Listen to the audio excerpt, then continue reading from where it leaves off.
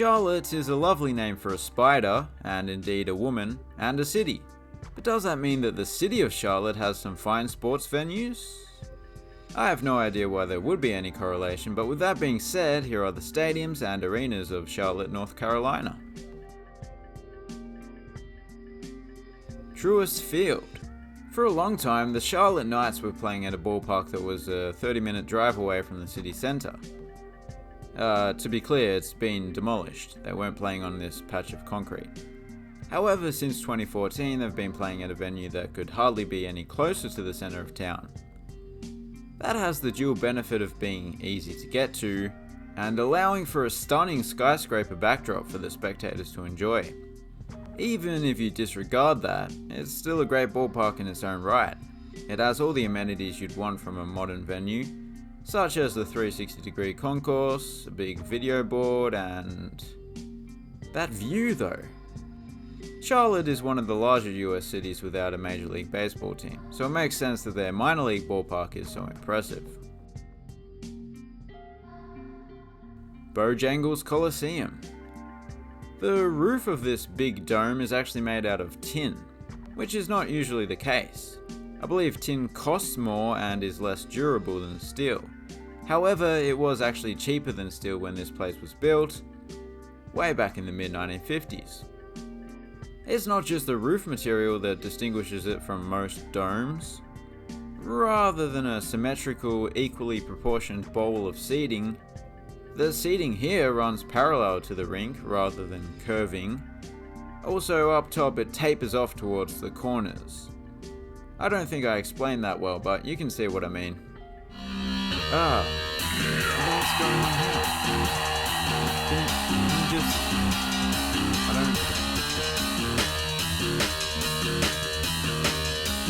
That was scary. Jerry Richardson Stadium.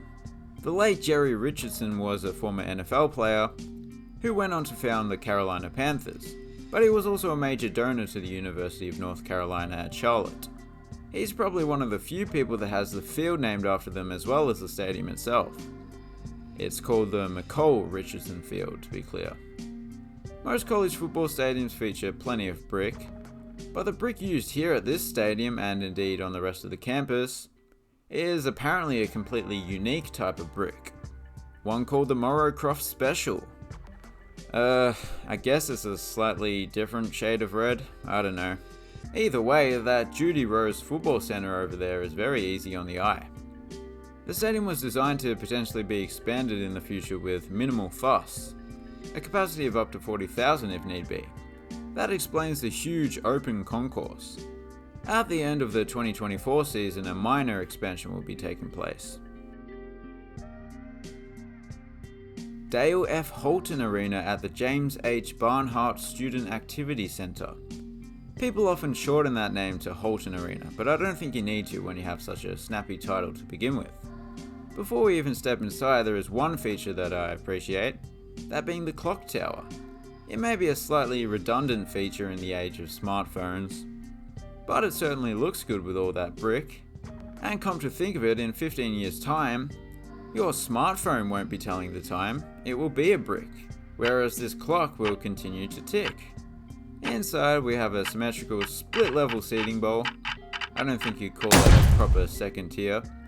And as you can see, they have these curtains that are drawn for volleyball and women's basketball, just so the arena doesn't look empty and make people sad.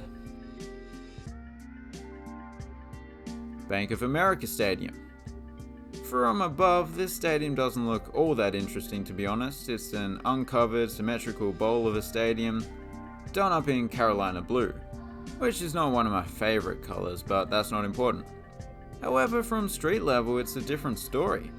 The mostly black facade is very distinctive, as are the big panther statues that greet spectators as they enter the fortress-like gates. Hola. Hola, señor. Hola. I guess they're South American panthers? The stadium is situated less than a quarter mile away from Truist Field, and so the spectators are treated to a similar yet more obstructed backdrop. As mad as it sounds, being built in the mid-90s means that by NFL standards, this stadium is getting on in years. and the owner of both the Panthers and Charlotte FC has expressed interest in having this place demolished and building a new stadium, but there is still a chance it could be extensively renovated instead. I'm sure those Panther statues will survive no matter what. American Legion Memorial Stadium. It might be hard to believe, but before Bank of America Stadium was built, this was the largest outdoor stadium in the city. Prior to the redevelopment a few years ago, the capacity was about double what it is today though. Throughout the years, this venue has had an eclectic array of tenants, and that remains the case as it is currently home to a lacrosse team, a rugby team, and 2 soccer teams. The first of which to arrive was Charlotte Independence. That was shortly after the renovation, which included plenty of demolition works.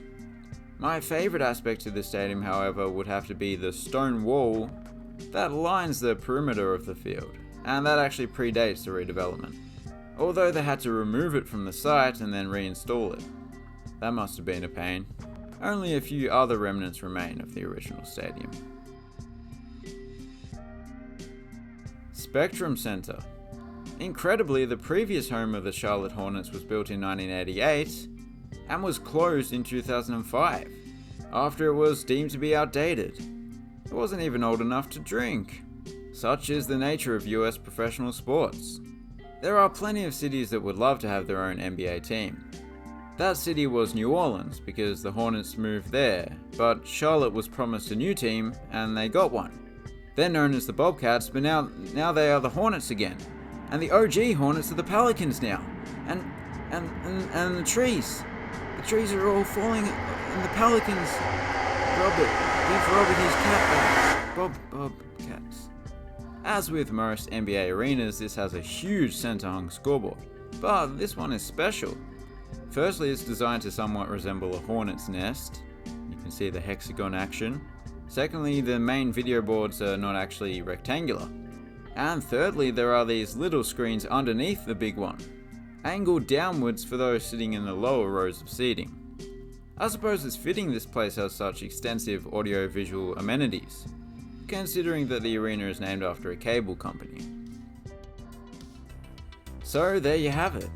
Charlotte is no charlatan, it's the real deal. Thanks for watching, have a good one.